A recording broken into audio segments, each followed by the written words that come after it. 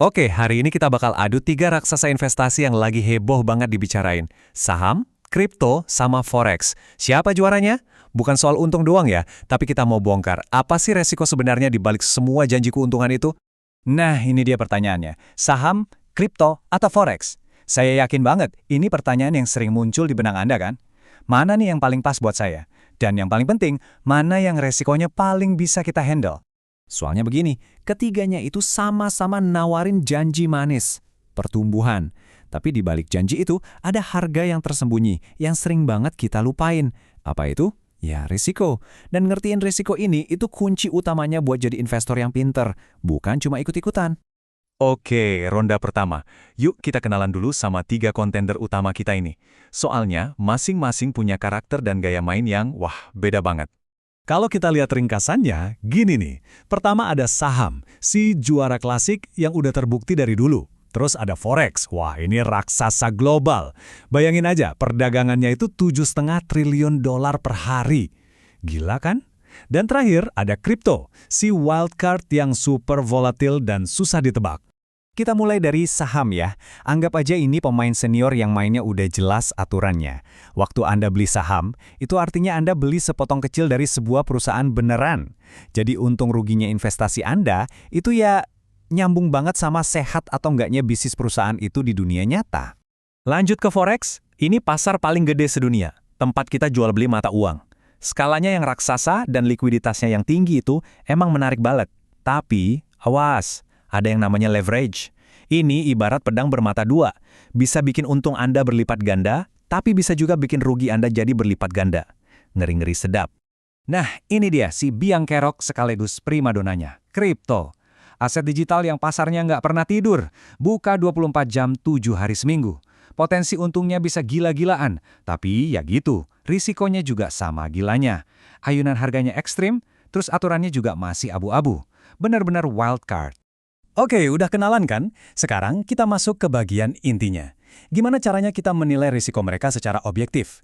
Yuk, kita intip dapurnya para ahli, gimana mereka mengukur kekuatan-kekuatan tak kasat mata yang ada di pasar. Gampangnya gini, risiko itu datangnya dari 2 sumber. Ada faktor eksternal, ini yang di luar kontrol kita. Contohnya, ya kebijakan pemerintah, kondisi ekonomi dunia, hal-hal kayak gitu. Terus, ada juga faktor internal, ini yang nempel di asetnya itu sendiri. Misalnya, ya soal leverage tadi, atau segampang apa sih aset itu bisa dijual lagi? Nah, biar nggak cuma ngawang-ngawang, para ahli itu punya toolkitnya sendiri buat ngitung resiko.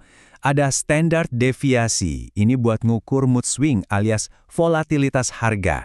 Terus ada Sharpe ratio buat nimbang-nimbang imbal hasil dibanding risikonya. Ada juga Sortino ratio yang fokusnya ke risiko rugi doang. Dan VAR buat ngira-ngira, kira-kira rugi maksimalnya berapa ya? Canggih kan? Nah, ini dia nih bagian yang paling kita tunggu-tunggu. Udah cukup teorinya, sekarang kita lihat datanya langsung dari penelitian. Gimana hasilnya pas ketiga jagoan ini diadu satu sama lain? Dan hasilnya langsung kelihatan jelas banget. Coba deh lihat grafiknya. Terbukti sudah hipotesis penelitiannya, kripto itu tingkat volatilitasnya atau mood swingnya jauh lebih tinggi dibandingin saham sama forex. Nggak ada lawan. Biar kebayang ya, se-ekstrim apa sih fluktuasi harga harian buat kripto-kripto besar, itu bisa 5-10%, bahkan bisa lebih. Bayangin, dalam sehari harganya bisa naik turun segitu. Kalau dibandingin sama pasar tradisional, ini sih level pergerakan yang luar biasa. Oke, kita coba rangkum ya pakai kartu skor resiko ini. Buat urusan volatilitas, jelas kripto dapat nilai tinggi. Terus soal dampak regulasi, kripto sama forex sama-sama dapat rapor tinggi, rentan banget sama aturan baru. Nah, tapi begitu ngomongin risiko leverage, forex ini juaranya, nggak ada yang ngalahin tingginya. Tapi ada plot twist yang menarik banget di sini. Walaupun risikonya masing-masing tinggi, ternyata pergerakan harga mereka itu nggak selalu seirama. Artinya apa? Justru karena itu, mereka bisa jadi rekan satu tim yang solid di dalam portofolio Anda. Jadi pas yang satu lagi turun, bisa jadi yang lain lagi naik. Inilah yang namanya diversifikasi. Keren kan? Oke. Setelah kita bongkar semua ini, terus apa gunanya buat Anda? Gimana cara kita nerjemahin semua pengetahuan ini jadi keputusan investasi yang lebih cerdas? Buat Anda semua, para investor dan trader, pesannya simple. Pertama, kenali profil risiko Anda. Anda ini tipe yang berani atau yang cari aman? Kedua, jangan ambil keputusan karena emosi atau FOMO, tapi pakai data. Dan yang paling penting, pastiin pilihan investasi Anda itu nyambung sama tujuan keuangan Anda. Mau buat apa investasinya? Jangka pendek, jangka panjang, itu harus jelas. Dan ternyata, pembahasan kita ini gunanya bukan cuma buat perorangan loh.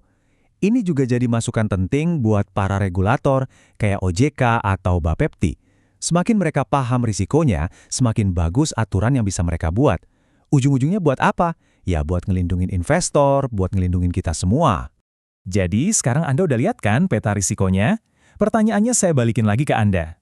Anda ini tipe investor yang mana? Yang suka tantangan, siap dengan gejolak pasar demi imbal hasil tinggi? Atau Anda tipe yang lebih suka main aman, yang penting stabil? Gak ada jawaban yang salah. Yang penting Anda tahu jawabannya. So, tipe investor manakah Anda?